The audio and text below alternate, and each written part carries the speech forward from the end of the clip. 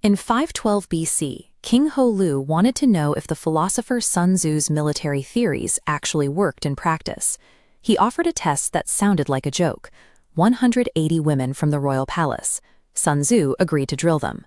Sun Tzu divided the women into two companies, placing the king's two favorite concubines in charge. He handed them heavy halberd blades and gave a simple order: right turn. The women burst out laughing. Sun Tzu didn't flinch. He stated that if commands aren't clear, a general is to blame. He explained the drill again. They laughed again. This time, he said, if the orders are clear but the soldiers disobey, it is the fault of their officers. He immediately ordered the two favorite concubines beheaded. The king panicked, sending an urgent message to stop the execution. Sun Tzu refused, stating that a commander in the field cannot accept certain orders from a sovereign. The blades fell. He installed the next two women in line. When he gave the order to turn again, the remaining women executed the maneuver with flawless, silent precision. We instinctively view conflict as a chaotic clash of emotions and egos. Sun Tzu operated on a chillingly different premise. Reality is dictated by absolute discipline, clear rules, and calculated ruthlessness. Following his success with the king, Sun Tzu composed his playbook. The Art of War is a strict mathematical manual spanning 13 short chapters. His first warning is economic.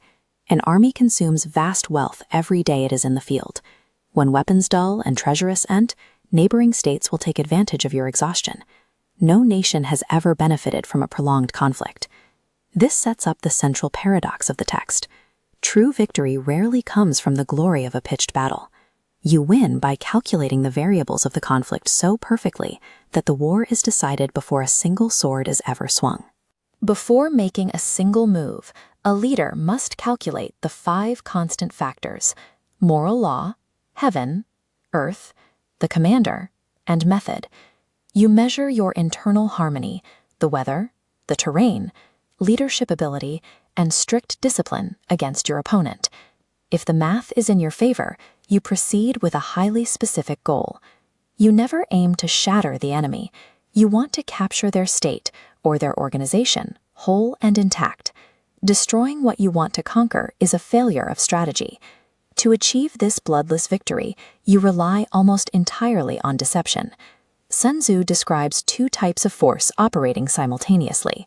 First is Chang, the direct, orthodox tactics used to engage and lock down the opponent's attention. While they focus on your frontal force, deploy Qi, indirect maneuvers striking vulnerable flanks. To make this work, hide your strength. If capable of attacking, seem unable. If close, appear far away, baiting them into overextending. He compares military tactics to water. Water naturally flows away from high places and rushes downwards, shaping its course entirely around the physical ground it moves over. A tactician has to shape their strategy in exact relation to the specific foe they are facing. Formlessness is the goal. If you have no fixed shape or predictable pattern, your opponent's intelligence gathering becomes completely useless. They will exhaust themselves swinging at shadows. A master commander uses the natural formation of the terrain to dictate exactly where the enemy can and cannot go. Sun Tzu outlines the concept of desperate ground. This involves deliberately placing your own troops in a location where retreat is geographically impossible, like trapping them with a deep river at their backs or boxing them into a narrow gorge.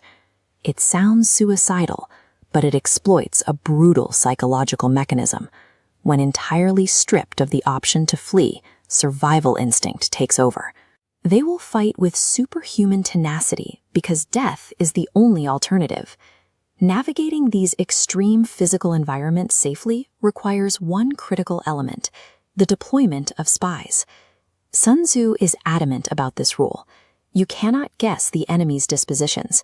You cannot deduce their plans by looking at historical data, and you cannot pray to spirits for the answer. That knowledge must be extracted directly from other humans who are already inside the enemy's camp. A leader operating without a localized network of spies is fighting blind and deaf. You can have the most disciplined army in the world, but without controlling the flow of information, you are marching your people into a slaughter. We no longer fight with halberds and horse-drawn chariots. While the weapons have changed over 2.5 millennia, the underlying hardware of human nature and competition remains exactly the same. Modern application requires preparation over reaction. Before launching a new product or stepping into a boardroom negotiation, a leader must do the grueling mathematical calculations of their industry. You win in the temple before you take the field. It requires absolute emotional control. Sun Tzu warns that a leader must never put troops into the field merely to gratify their own spleen. Initiating a conflict out of anger, pride, or personal pique guarantees terrible decisions and heavy losses. It requires extreme adaptability. You cannot repeat the exact tactics that secured your last victory. By the time you try, the market terrain has already shifted. You have to remain formless, adjusting to the specific opponent in front of you today. The ultimate lesson of the art of war is found in the depth of your preparation. True power is not the ability to crush an opponent. It is the ability to understand yourself, your resources, and your environment so completely that your success becomes a mathematical inevitability, rendering actual fighting completely unnecessary.